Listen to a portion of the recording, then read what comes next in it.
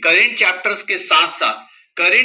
के साथ साथ आपको रिवीजन ऑफ ओल्ड चैप्टर्स ये खुद से ही प्लान करना पड़ेगा। किसकी किस तरह से हालत है, कोई चैप्टर बहुत ज्यादा, प्लीज ट्राई करिएगा।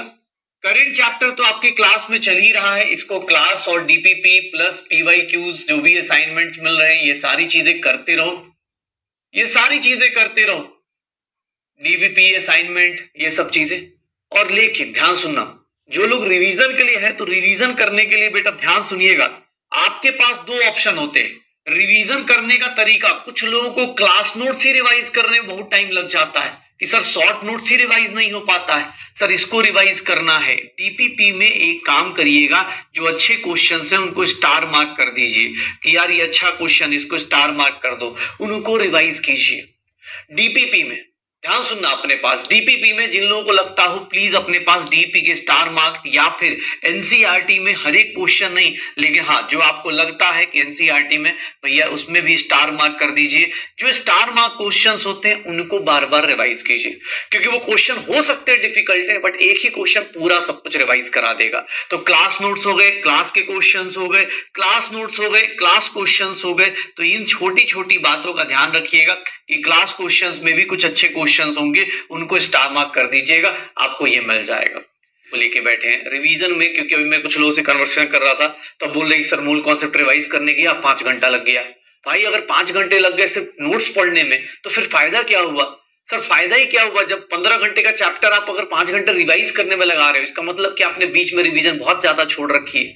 रिवीजन की फ्रीक्वेंसी बढ़ाओ। देखो एक वर्ड होता है जो बार बार मैं यूज करता हूं, मुझे लगता है जिन लोगों को बहुत ज्यादा टाइम लगता है ना बेटा, आपको मैं एक बात बोलूंगा, रिवीजन फ्रीक्वेंसी आप अच्छे टॉपिक्स की सर आप अपनी इंक्रीज करो जल्दी जल्दी में।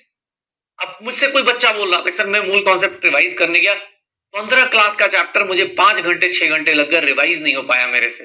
तो ये चीज गड़बड़ है, ठीक है ना। प्लीज ये चीज थोड़ा सा ध्यान रखिएगा, ये चीज को सही करना है। रिवीजन करने के लिए पहले से एक दिमाग में बिठा लीजिए। अगर आपको लग रहा है कि मेरा सॉल्यूशन वीक है तो आप सॉल्यूशन की फ्रीक्वेंसी ज्यादा रखिए, मतलब जैसे फ्रीक्वेंसी ज्यादा करिए। आपको लगता है कि मेरी रिवीजन याद करने की टेंडेंसी 2 दिन 4 दिन में भूल जाता हूं, तो 2 दिन 4 दिन के अंदर याद रखिए।